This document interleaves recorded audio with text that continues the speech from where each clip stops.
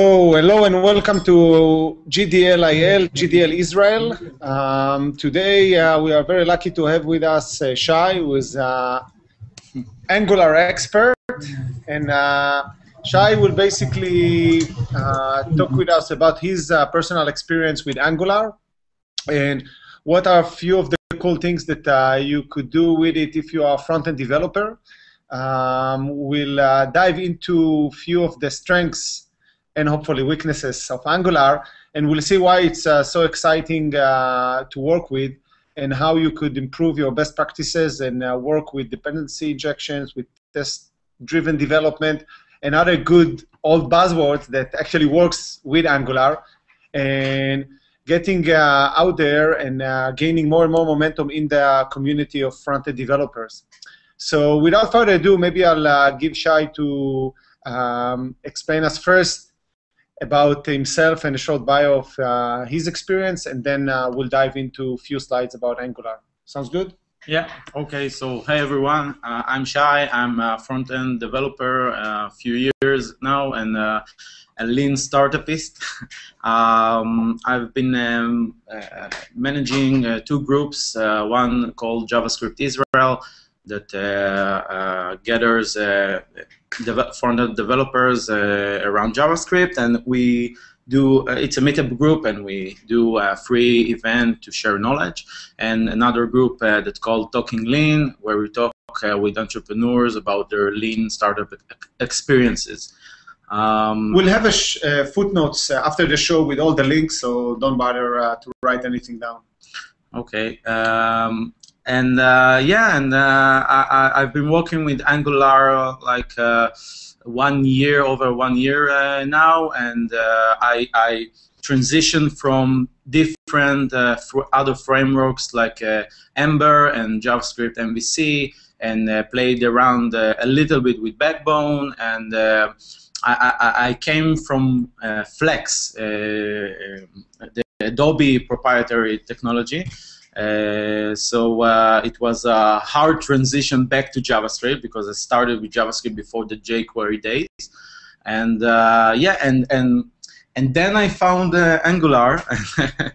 Luckily for you. yeah. And after a lot of frustration and a lot of playing around with different feature of every framework, and Angular just hit home for me, and I never looked back since. Great. So maybe we'll just jump for the few slides that you prepared, and we'll take it from there. So yeah, feel free. Now they seeing the screen. I could make it even larger. So it's these slides are based on an introduction to Angular meetup we had.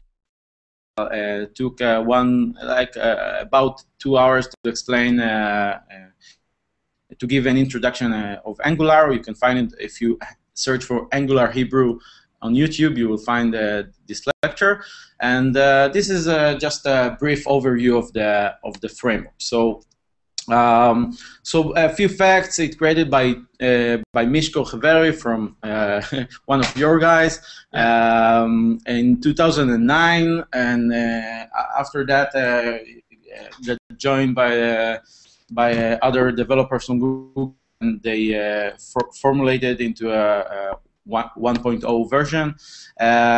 Its unique features are directives and dependency injection, which I explain furthermore. It's powered by Google, so it's a good thing, and I don't think it's GitHub updated data now because it was 2 months ago. But yeah, it's way. I think it's way past Ember by now. Okay, it's has a production stable version. A lot of community around it. A good community that contributes every day, so it's a good sign that it's healthy and keep growing. It's used by a few large companies. I personally consult to a very, very large company now that migrates to JavaScript from an older technology, and we use Angular to do it. And they have great videos and not so great documentation now, but great videos of Myshko and his friends about the subject. So a high-level overview of the architecture of Angular is that you have the front. I like to think of it like the human body. Okay, so you have the views, which are your sensors and voice and how you look and such. And the views contain a unique feature of Angular that's called directives. They also contain filters that you can filter data, and they combine inside a template, which is basically a plain old HTML. Each part of the template of the HTML, you can wrap it around with a controller, which basically means that it is a mini brain of that particular element, which give it a link to the big application which lies in your services layer, which is the big overmind brain that knows all and know how to connect to your server and such. And that way you have a clean, nice architecture that you can plug stuff out and put stuff in, and all you have to worry about is your mini controller, mini brain, and it's supposed to be very, very, very light. So a word about templates. So it's, like I said, it's plain old HTML, no special templating language other than the directive, which is a big, big part of Angular. And their job is to be declarative. You declare what you need on your HTML, and then Angular just know how to tie things together. In your controller, no imperative logic is allowed, and it's very good for content security policy. If you build Chrome extension and you have this limitation with like handlebars that I got using Ember, in Angular you don't have this limitation. One thing that I might add is for developers that are following and wish to see how it will be to develop to the web in the near future. Actually, Angular gives us today the ability to do so with declaratives, because declarative are quite similar to what we are going to have in the near future as web components, and it's very, very cool way to have encapsulation, which we're lacking in the web. I mean, we had it with iframe, but it's not all the way, and it's quite cumbersome. But here we have a really nice thin layer that enable us to have dynamic HTML. So it's more suited to web apps. I heard Myshko talked about a compliment that someone said that HTML6 is probably called AngularJS. Yeah, that's a good one. Yeah. Okay, so like Ido said, it's extend the HTML. It gives you a way to have a domain-specific language to call things not by divs and such, but you can call it like you want in your business, like thumbnails or a model window and stuff like that. You have components and you have containers that you contain other directive or HTML inside them. It's really, really good for don't repeat yourself principle, reusability, and it's similar to MXML if someone here still works with Flex. The way they communicate is via the scope. So a scope is a really, really interesting animal that Angular brought to the table, because it's unique because it allows a clear separation between the view and the logic. And the logic lies inside the controller, which and the view and the declarations lies inside of the HTML and such on the template. And they communicate using a special object called the scope. And everything you want to be rendered on your view, you attach to the scope, and you put an expression in your template that knows how to watch the scope and renders accordingly. And every logic that you want to enable on your view, you just set like a method, but it's not really a method, it's more like an event, because if you misspell the name, you don't get an error, and it knows to correlate to the method on that controller scope. So it's an object that lies inside the controller, which Angular knows to set the communication with the view automatically. Yeah, I guess basically the magic of the two-way data binding is happening here. So that's exactly the explanation that you gave. Mm-hmm. And one of the nice way that you could see it, and we'll have an example later on, is that this magic, quote unquote, is done for you. So when we're saying something like two-way data binding, the beauty here is that one, if the user is changing the data in the view, the controller through the scope object will be updated automatically for you, and vice versa. So everything that you will want to drive from the server side to the client will be done in this way, and we'll show an example. Yeah, it saves you a lot of boilerplate code that you used to do in jQuery, plain old jQuery, when you attach callbacks and write like the specific DOM manipulation to do when such and such, when an event occurs and such, and it reduces all this boilerplate. So controllers are the mini brains, like I said. It's more like a view model, not or presentation model. If you're familiar with the old school MVC definition, you have a lot of MVC definition nowadays, so it can get quite confusing. So it holds the special scope object and responsible for the view data, presentation state, and reaction behavior. So it's also responsible for setting initial values, like if you want default values to be displayed on the start, and it's the glue between the view and the services. So it's like a mediator between like the truth that we'll talk about in the service layer and your template. So it's like you can filter stuff out depending on the specific controller. Okay, so data binding we already discussed. It's really helpful and saves you a lot of boilerplate code. Okay, the service layer. This is one of the things that I really enjoyed when I first learned about on Angular, and I didn't really see it as a standard in other frameworks. So when I read about, when I practice Ember or JavaScript MVC, I needed like a place to hold stuff that aren't really models and such. Just different pieces of logic that I need to encapsulate and to abstract away in a different, and to reserve the single responsibility principle to whichever of you know the Uncle Bob talks about clean code and such. So Angular introduces it right inside the framework as services. So services are pieces of like a singletons that Angular manages for you, and it allows you to inject them to every single component that you need inside of Angular, and in really a really easy way.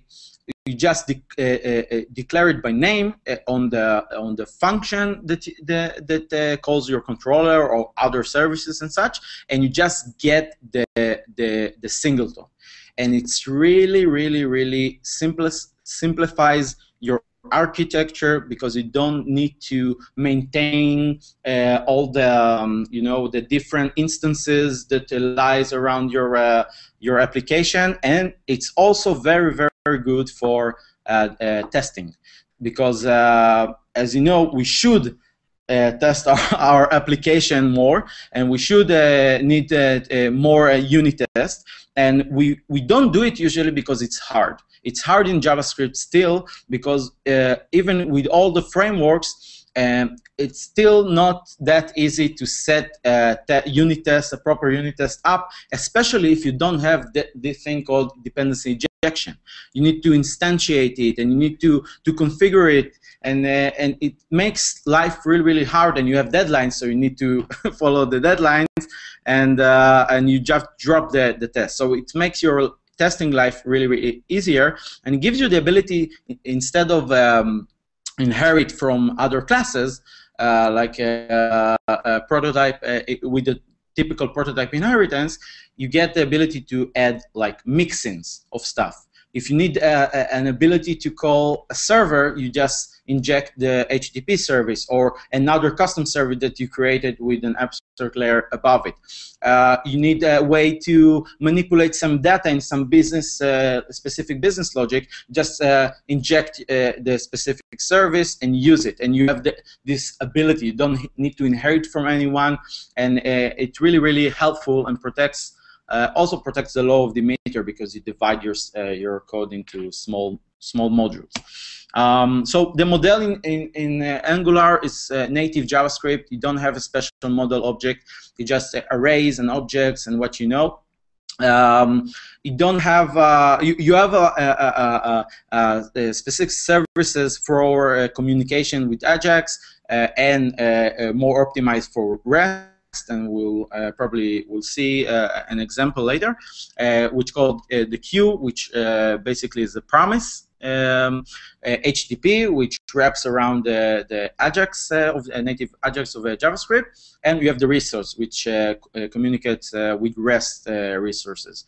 So Angular is, in that sense, is optimized for promises. So also, promises is a concept that really, really also makes your async life easier, because it removes all the callback pyramid nightmare and allows you to pass along objects and work with objects. But Angular still doesn't have a proper solution for entity management or persistent management, because if you have a difficult server-side model or complicated, so you don't have a really good way now to handle it natively inside of Angular. So to declare dependencies between entities, and you have like a user which have tweets, and each tweet, I don't know, have comments and blah blah blah blah. You don't have a really good way to declare it and to manage it properly. So you have a third-party libraries like Breeze.js, which, as for now, I think it's probably the most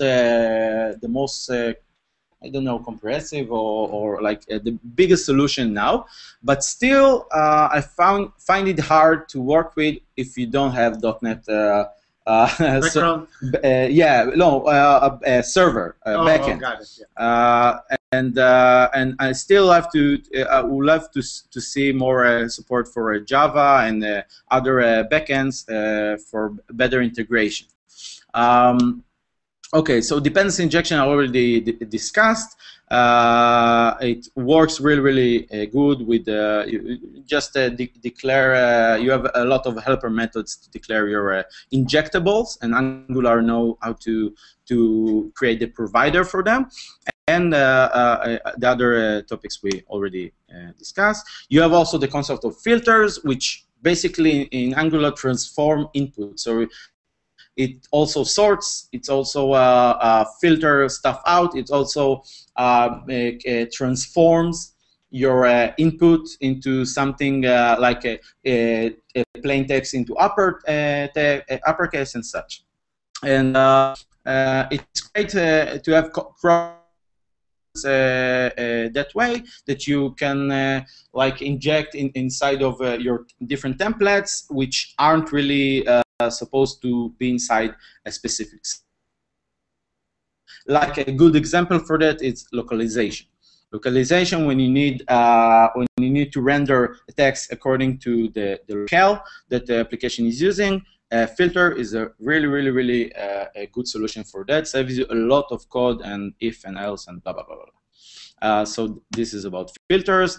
Testing already mentioned, but Myshko, which came from a testing background, we have had a lot of lectures about the subject.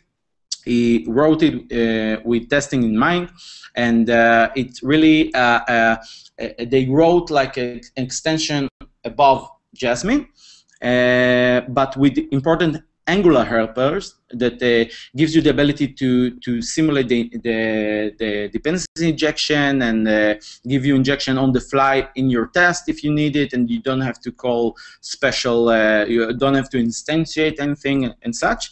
And they wrote also, I need to update it because it's not testicular anymore, it's Karma. They finally changed their name. And if somebody is interested in the subject, you have a good resource and very wonderful site that's called Year of Moo, that known for is very, very long and thorough posts on different subjects, and especially Angular. So testing really easier than any other framework. Yeah, I think it's one of maybe the strengths of Angular. Mm-hmm. And as we all know, usually projects start low and tiny in the scope, but quite quickly becoming larger and larger. And if you want to be on top of things and make sure that you are able to move with them quickly, testing is one of the must-have things. Yeah. Let's resolve it, and you keep. Okay, so really brief. I won't get into it very deep. Just a brief. My experience. It's just my experience. It's not like a facts or something like that. Why I founded Angular so good, and you have a asterisk beside the. In the side of Backbone, because I didn't really use Backbone that much. I only did a POC, a small POC, just to find out how it works.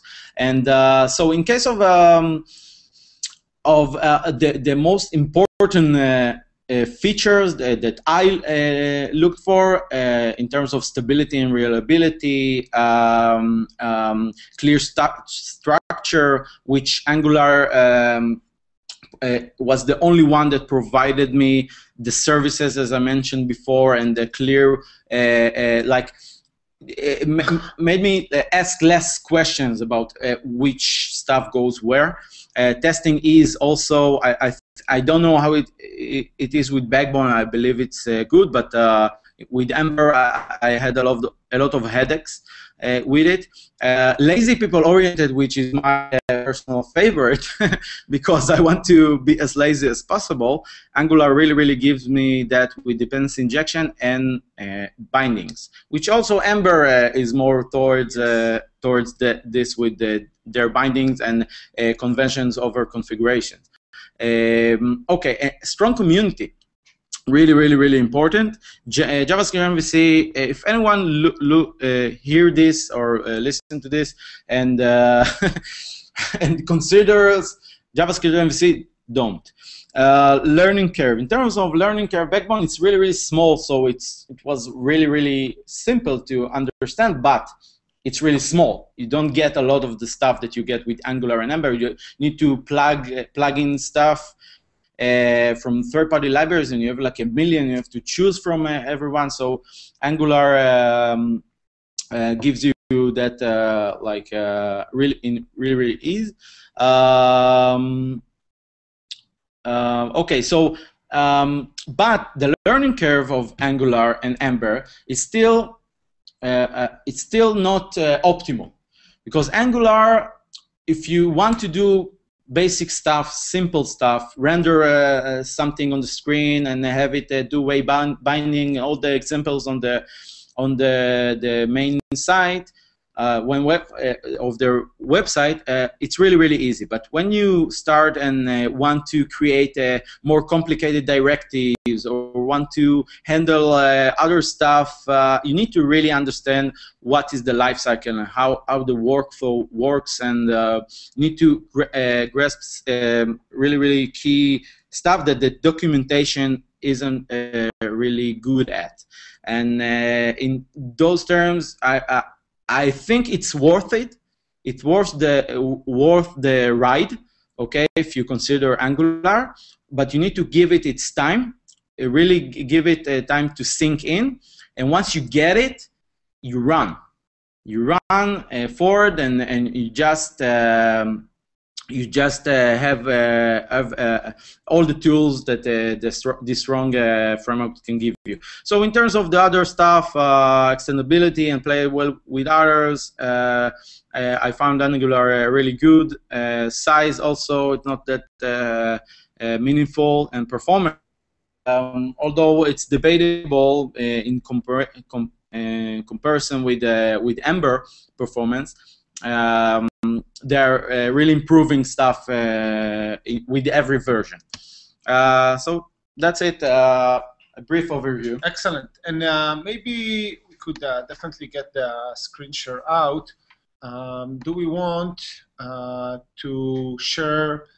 Let's see here. We have two nice quick examples that we could run on the code and just show stuff.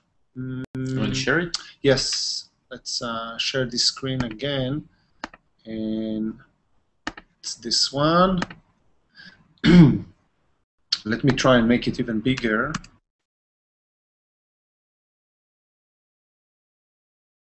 So yeah, please feel free. Okay, so we can see a really basic example of the resource service that I mentioned before. So what's its job is basically to wrap around a resource, a REST URI, and to give you a simple way to handle it object-orientedly. Okay, so you get you defined your URI, and you get and your different method. You get 4 or 5 methods for free. You get query and post and create and get and such. You can read more on the. We can open also the documentation and. Yeah, we'll have the link in the footnotes. Okay, so and then you get an object. Once you get that object, you can perform different actions on it, and you get a lot of work done by Angular in the background that goes to the server, fetch the JSON response, and building the object in the scope. Building the object in the scope, and then creates in every object that you get like an instance of that resource that you defined, and you have the ability to perform actions like update the JavaScript object, and you have a special method that's called $save, and then you save, and it's also Angular from behind the scenes goes to the server and updates what needs to be updated and such. So this is just a really quick, shows you how you can really simple fiddle that shows you how you can search Twitter by their public API.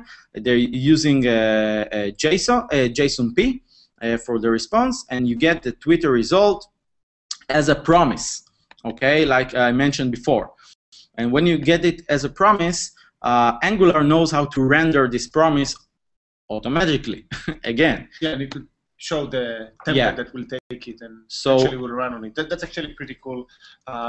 Maybe you could take it from the top just to explain to the ones that never saw an Angular app. So basically, you know, okay, on the first line, we're just declaring. Yeah, so you need to pick your scope when you define an application, and usually it's on the HTML, but you can define it on any element you want, and that element and downwards will be inside the Angular word. So you give your application a name, in this case Twitter, and you have the concept of controllers, like I mentioned before. Yeah. So you give your controller a name, and then here they just declare it as a global function, which Angular knows how to pick up. But usually it by calling your application. Angular application, and once you declare it, you have a reference and you have helper methods, the controller method, and it's the same. Continue to define your controller.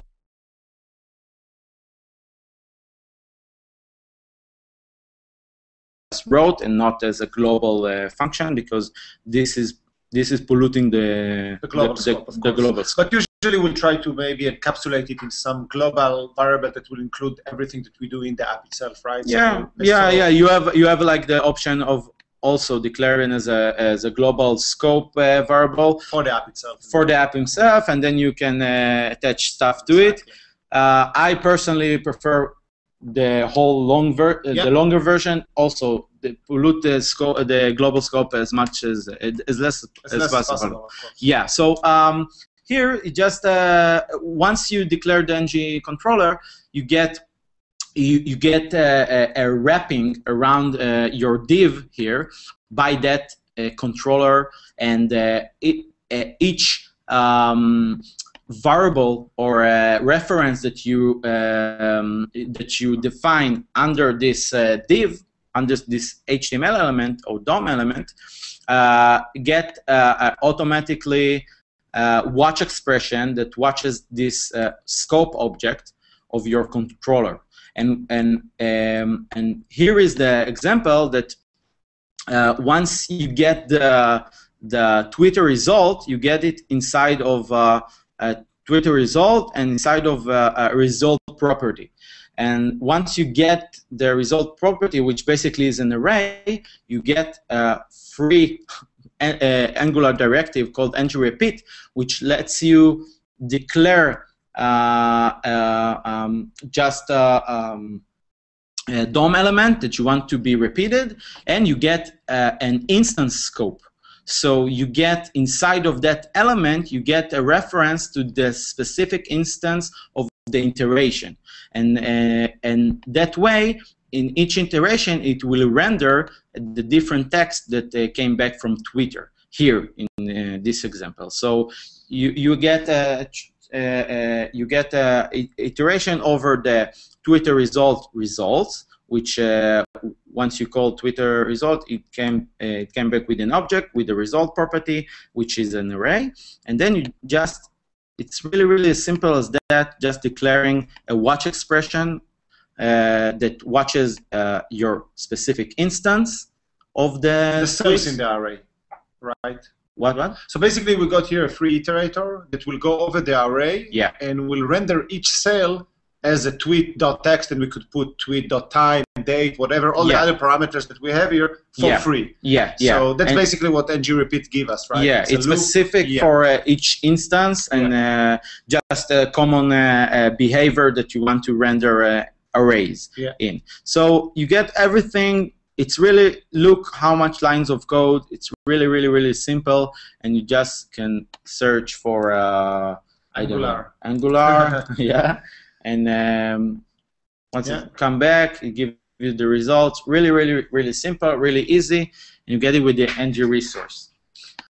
Great. So I think in matters of time, we covered most of the things that we wanted. If there are any questions now on the chat or just live, feel free. And if not, we'll wrap it up, and hopefully you'll be able to join us in the future to do a follow-up, right? And dive deep to other subjects that we covered briefly today. Of course, I'll be happy to. Excellent. So do we have any questions? If you wish, this is the time to ask them.